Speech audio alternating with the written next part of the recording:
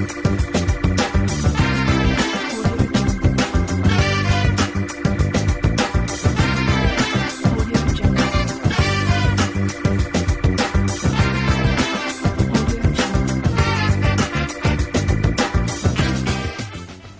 my super amazing viewers. Welcome to NFO TV. This is your boy, Ndu Felix Oji. Today we are back again on NFO TV to discuss an important topic that is paramount in our society today. This is some of the problems that has been causing a lot of harm in our country, Nigeria, Africa, and the world beyond. So today we are going to be discussing a topic titled juvenile delinquency. As you all know, what do you understand by the word juvenile delinquency? Juvenile delinquency can be defined as a crime caused by young people that is less than the age of accountability. So with me on set here, I've had someone that is going to be discussing everything you need to know about juvenile delinquency. And the person is in the person of Christopher Ogbago, aka Krizim Agadaganwa. This is the guy that I've been waiting to see on my platform. Then today comes that very day that we've been expecting. So welcome to NFO TV, my brother. Thank you. It's indeed my pleasure to have you. So before we continue, please, can you explain yourself to our audience so they will know who you really are, so they will hear from the horse's mouth? Okay. My name is Christopher Ogbago, like you said. I was born in Abia State, and my state of origin is Ebonyi State. Wow. Yes, I'm a Jolly Phonics instructor. I'm a music artist. Wow. And the stage name is Krizim. The most interesting thing about this is that the guy said that he's from Ebonyi State. That means he's from my state. Wow, good to hear that. So before we proceed, can you explain to us what juvenile delinquency actually means? Okay, juvenile delinquency is the behavior of a minor child that is marked by criminal activities, persistent antisocial behavior, or disobedience, which the child's parents are unable to control, usually between the ages of 10 to 17 in illegal behavior. Oh, it's so interesting. Wow, that's amazing. So we have had the definition of juvenile delinquency. That means in this aspect, every parent has a role to play on this. So what are the roles you think the parent can play on this issue of juvenile delinquency? Okay, a parent should be able to make sure that they monitor and train their children, monitor and mentor them on a daily. Okay, ask them questions, how their day was, how their day went, so that you'll be able to know exactly what they did on a daily basis. Oh, okay. For instance, the child will go out and the child will come back home with bruises on his face and all that. You don't bother. Okay, you don't be that kind of parent. You be that kind of parent who always make sure ask questions. Ask questions. You want to know how your child is. That shows your care and that shows you are really parenting. Oh, so interesting. Wow, good to hear that. So my brother here is really making a point, and I think it's something that every parent needs to adapt, because a home is the first place to raise a child. So the first thing you need to do is to make sure you train the child, just like what the Bible says. The Bible said that you should train up a child in the way he should grow. So when he grow up, he can never depart from it. So Mr. Christopher, please, can you tell us the cause of juvenile delinquency? Okay, I will give you causes. Okay. Firstly is poverty. Oh.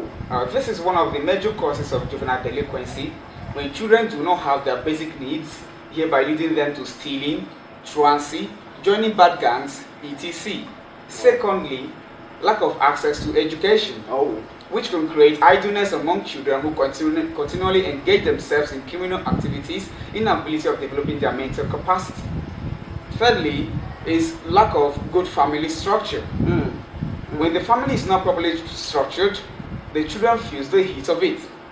At times, we have single parents who won't be able to shoulder the responsibilities of his or her partner totally, and this might make the children irresponsible and definitely lead to juvenile delinquency. Wow. And lastly is lack of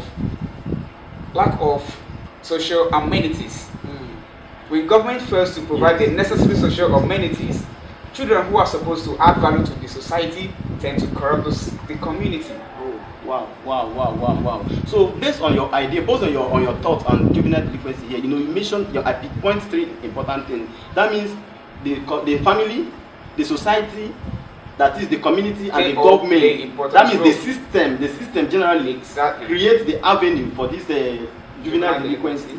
Wow. So when a child actually becomes addicted to this art, what do you think it results to? What are the consequences of this act?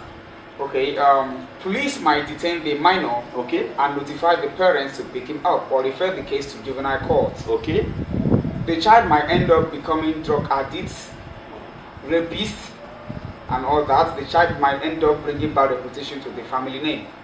okay.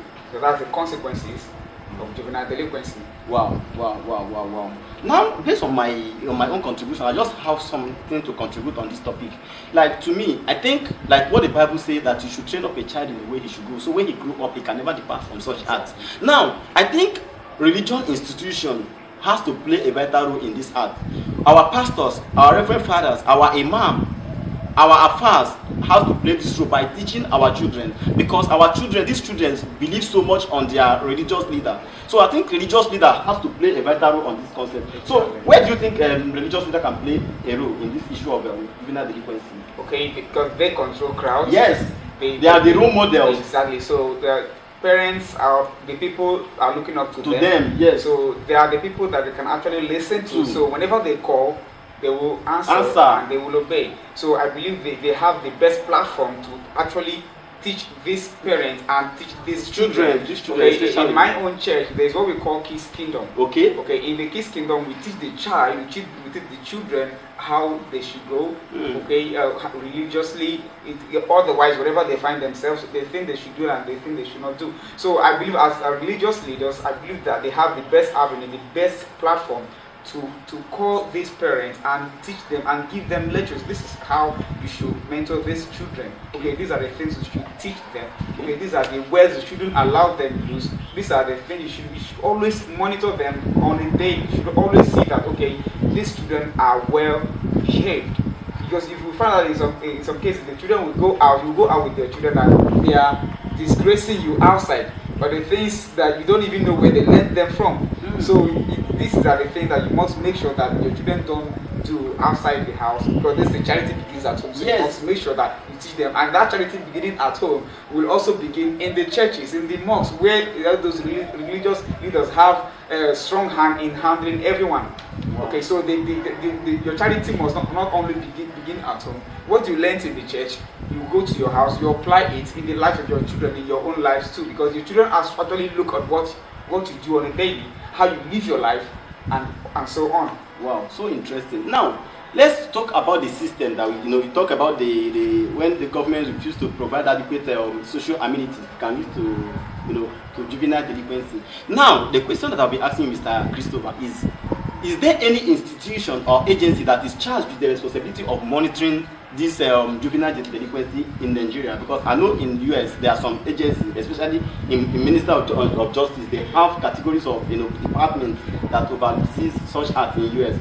In Nigeria here, because I know that in Nigeria we have what we call the Ombudsman, that is Public Complaint Commission. That is the agency that is charged with the responsibility of reporting any criminal act or any act that is unlawful. It is called an ombudsman in Nigeria. So now, is ombudsman part of the institution that is charged with the responsibility of regulating this act?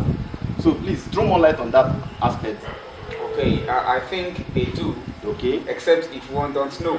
Okay. So, and if you don't know, the best thing to do is to ask questions. Okay. So that you carry it along and you do the right thing at the right time, so that you don't mislead yourself and mislead your child and mislead another person's child that is outside. So it's the best thing, if you don't know these agencies that can actually help you carry out these assignments, what you need to do is to ask questions. That's why the internet is always there. Yeah. So you have your smartphone, you Google, okay, how do I do this? What are the process? How do I get this? You will always get an answer. The easiest way to even go about it is to report to the police, because I believe the police is the nearest agency to the society. Exactly. Those are the people that but the problem I have with police. Because most of the time they are not even friendly, but to do the right thing. In this case, I think the police also have to contribute to to this act. Wow, that's so interesting. Wow, that's so interesting. And also, prevention services are offered by government and public agencies, and include such services are substance abuse treatment. Okay. You will have family counseling. Okay. Individual counseling. Okay. And you have, let's say the provision of social amenities. It can also help. Yeah. And school supervision of minors. Okay. And church supervision of minors. Wow. That's so interesting. Wow. We are gradually coming to the end of this topic, because to me, I find this topic so interesting. I think it's a kind of topic that every parent needs to listen to. If you know that you are watching this, this video, you need to start thinking on how you monitor your child. In one of our talk show, we discussed about the sex education, where we talk about how we can train our child and then give them the best, to overcome their sexual urge and everything, how to take care of their self in terms of sexual intercourse. We talk about that, but today now we are talking about juvenile delinquency, and this juvenile delinquency is one of the biggest problems. This one is not only applicable to that of the guys, it's also applicable to ladies as well. So, Mr. Christopher, can you throw more light on how ladies can be affected on this issue of juvenile delinquency? Okay, in as much as guys as boys are involved and can be affected, okay, girls can also be affected, because if you enter the society, they call it trenches nowadays. Okay, yeah. You find out that girls, they do all sorts of things. They smoke, yes, they take louds, they take eyes. Okay, and when you take all these things, it's gonna lead you to doing so many things, like taking. You will now be controlled by the influence of those things you've taken, those substances that you've taken. You will not become what is controlling you. You will not have absolute control over your life. Because your head is not enough to carry those things. These things is liable to control you and definitely lead you to juvenile delinquency. Wow. I think I've learned so much on this very topic. So if you know that you are new on this channel, please help us by subscribing and then share this video, because this video have to go viral. There are some people that really need this topic. So in case you've not heard about the juvenile delinquency, it is something you need to study so that you apply it to your children, and then you give those children of yours, those beautiful children of yours, the best treatment they ever need. So in conclusion, what advice do you have to give to parents and each and everyone listening to this topic, so as concerning this juvenile delinquency? Thank you. In conclusion, studies have found that a number of life circumstances constitute risk factors for a child to become juvenile delinquent.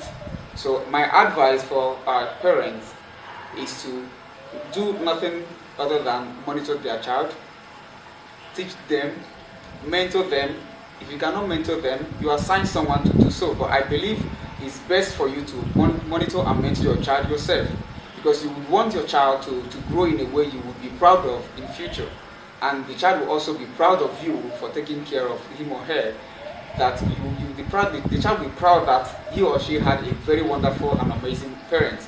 Okay, so if you are a single parent, you have a great role to play, so that your child will not be a victim of juvenile delinquency. Wow, thank you very much, Mr. Crazy. I'm so impressed with this thing you just shared with us. So now, parents, I'm begging each and every parent, giving birth to a child is a responsibility, and it is the kind of responsibility that you cannot overlook, because now the kind of treatment you give your child to them will tell the kind of future they are going to live.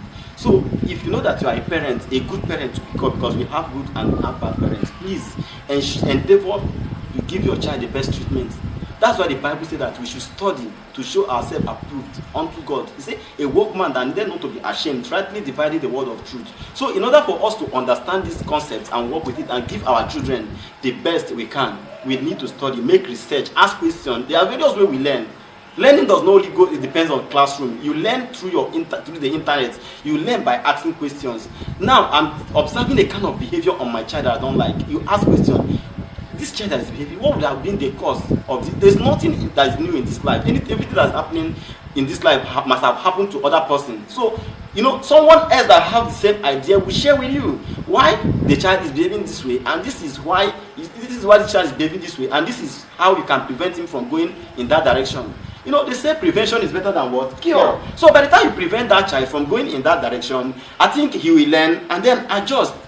In the long run, he or she will be like, if not for the fact that my parents observed this thing in time and talk about it, go against it, this is how I would have ended my life. So in the long run, the child will now realize that it was the parent, the parent that actually give him or her the platform that he or she is operating today, and the glory and the credit will also go to the parent. So parents, I beg you to please do the needful by taking care of your children. God bless you until we see you again on our next broadcast. It's indeed my pleasure to have you on my platform, Mr. Crazy Agadagama. Pleasure is mine. Bless NFO TV fans.